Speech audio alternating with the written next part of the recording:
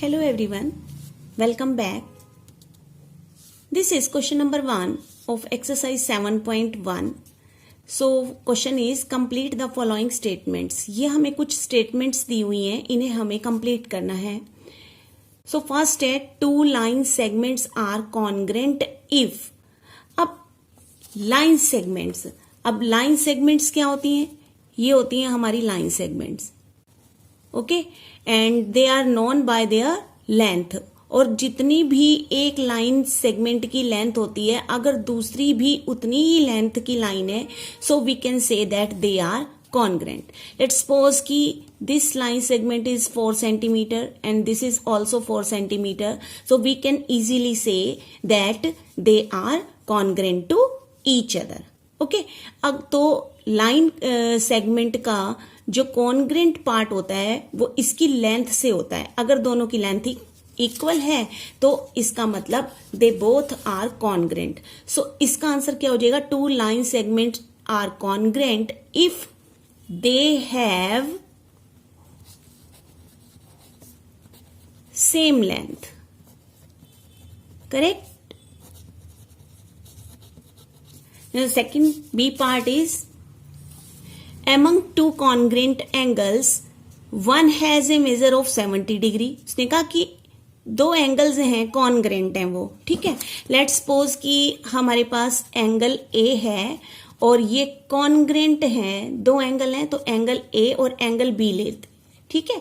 और ये दोनों जो हैं कॉन्ग्रेंट हैं. ये कॉन्ग्रेंट का साइन होता है ना. तो दोनों कॉन्ग्रेंट हैं. आगे पढ़ते हैं. और दोनों का यानी कि अगर ये एक एंगल है, अगर ये 70 डिग्री का है ना, तो ये एंगल ए है. ओके, तो एंगल ये कॉन्ग्रेंट कब होंगे? जब ये दोनों एंगल सेम मेजर के होंगे. एंगल जो है वो मेजर से कॉन्ग्रेंट होते हैं और जो लाइन सेगमेंट होती है वो लेंथ से कॉन्ग्रेंट होती है, ठीक है. तो ये एंगल है जो है 70 डिग्री का है. तो अगर ये एंगल बी भी 70 डिग्री का एंगल होगा तभी तो ये दोनों कॉन्ग्रेंट होंगे ना. अगर ये दोनों सेम मेजर के हैं तभी ये कॉन्ग्रेंट होंगे. सो among two congruent angles one has a measure of 70 degree, the measure of the other angle is. उसने कहा कि अगर दो एंगल कॉन्ग्रेंट हैं और एक की मेजरमेंट 70 डिग्री है एंगल की, तो दूसरे की कितनी होगी? तो अंडरस्टूड है, दूसरे की भी कितनी होगी? 70 डिग्री होगी. Correct. So two congruent angles has same measure, that is 70 degree. Angle A भी 70 डिग्री का होगा और एंगल बी भी 70 डिग्री का होगा. थर्ड आते हैं. When we write angle A is equal to angle B.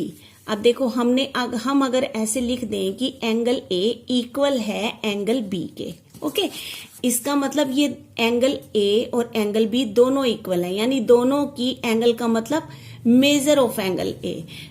इस एंगल ए को किससे? मेजर ऑफ एंगल ए से डिनोट किया गया है कि एंगल ए की मेजर इक्वल है मेजर ऑफ एंगल बी, यानी ये दोनों जो एंगल्स हैं ना वो इक्वल हैं. So when we write angle A is equal to angle B we actually mean, अगर हम angle A is equal to angle B लिखा हुआ है तो इसका क्या मतलब है? क्या मतलब हो सकता है इसका? तो एंगल का मतलब कि measure of M for measure of angle A is equal to या is congruent to measure of angle B. Okay. So जब हम ऐसा लिख देते हैं कि angle A is equal to angle B, तो उसका मतलब होता है कि measure of angle A is congruent to measure of angle B, यानी एंगल A और एंगल B जो है वो कॉन्ग्रेंट है. कॉन्ग्रेंट का क्या मतलब होता है? कि जो चीज सेम शेप सेम साइज की होती है we called it congruent. Okay, so अगर आपके पास लाइन सेगमेंट होगी तो वो लेंथ से कॉन्ग्रेंट होगी. अगर आपके पास कोई एंगल है तो वो उसके मेजर से इक्वल, अगर उसका मेजर जो है वो इक्वल है तो देन दे है congruent. Okay, So this was your question number 1 of exercise 7.1. मिलते हैं फिर नेक्स्ट वीडियो में. Thanks for watching.